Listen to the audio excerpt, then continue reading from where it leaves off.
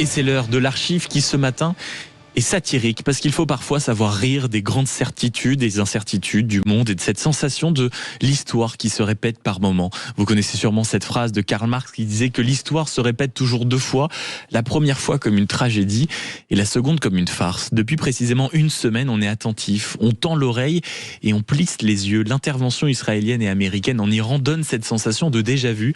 Un pays, les États-Unis, qui profite d'un statut de toute puissance, notamment pour aller renverser un régime en affirmant un danger imminent. Bien sûr que par rapport à 2003, la situation est différente. Le pouvoir de nuisance et des destructions de l'Iran est prouvé, notamment avec majesté, malheureusement, depuis les attaques du 7 octobre en Israël. Bien sûr que les rapports des différentes agences de renseignement qui ont alerté sur le dépassement des seuils de l'enrichissement d'uranium pour fabriquer du nucléaire, eux aussi sont attestés.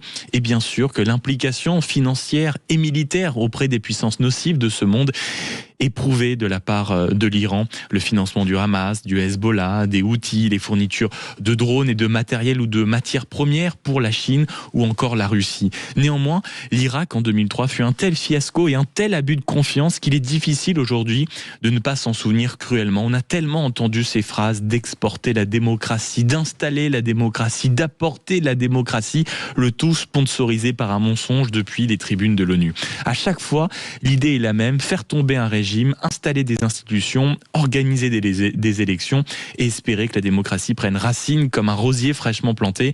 Et combien de fois avons-nous assisté à ça au Chili, au Panama, en Afghanistan, en Irak ou encore en Libye? Le résultat, lui, la plupart du temps incertain.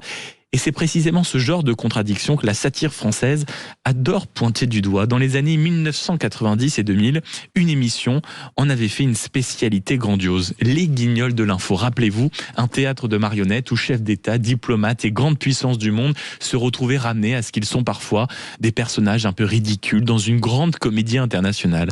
Et dans cette courte archive que vous allez entendre dans quelques secondes, il est question d'un pays dont on parle encore beaucoup aujourd'hui, puisque c'est l'Iran, et d'une idée très simple, répétée avec une conviction presque enfantine. Les Guignols réussissent à anticiper ce qui nous arrive aujourd'hui sur la situation de l'Iran. Exactement les mêmes mots, exactement les mêmes mimiques, pas les mêmes dirigeants, mais vous allez l'entendre, la même logique. Les États-Unis, incarnés en Sylvester Stallone, le héros de Rocky, qui ironise sur le moyen d'une guerre pour apporter un peu de démocratie en Iran.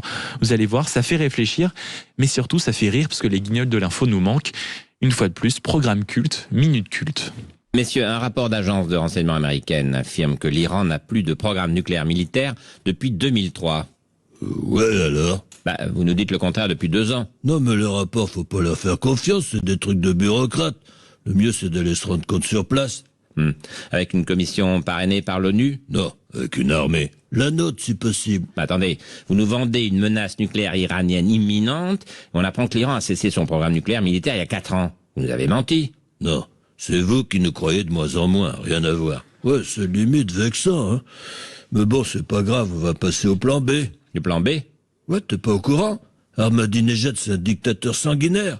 Faut absolument libérer le peuple iranien et installer la démocratie en Irak. En Iran? Ouais, enfin, chez les bougnoules, quoi. Vous pouvez pas faire ça. Si, tu vas voir. Ça marche à tous les coups. Dans le rôle de Saddam Hussein, on va prendre Ahmadinejad. Musulman, barbu, mange des enfants, tout ça. Et dans le rôle de l'Irak, l'Iran. Non, on vous laissera pas faire. Et dans le rôle des cons de hippies anti-guerre qui peuvent rien faire, ah bah vous. Ça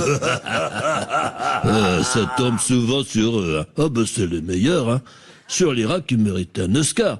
Ils étaient tellement touchants qu'on a failli pas attaquer. C'est vrai? Bah non, pauvre con, on s'est bien marré, hein. Non, c'est pas drôle, hein. Et la France a un rôle à jouer. Ah, le rôle du cocu? Non, vous aurez l'armée française sur le dos. Mon Dieu, vous allez vous dresser contre nous? Non, pire. Cette fois, l'armée française sera avec vous, à vos côtés. Putain, merde, les fromages qui puent ont trouvé la parade pour contrer notre guerre. C'est une menace sérieuse? Ah oui, Sarkozy et Kouchner sont à fond derrière vous. Le vache, ils vont tout faire foirer ces cons-là. Ah ouais, on se bat avec les armes qu'on a, hein. Surtout quand on n'en a pas.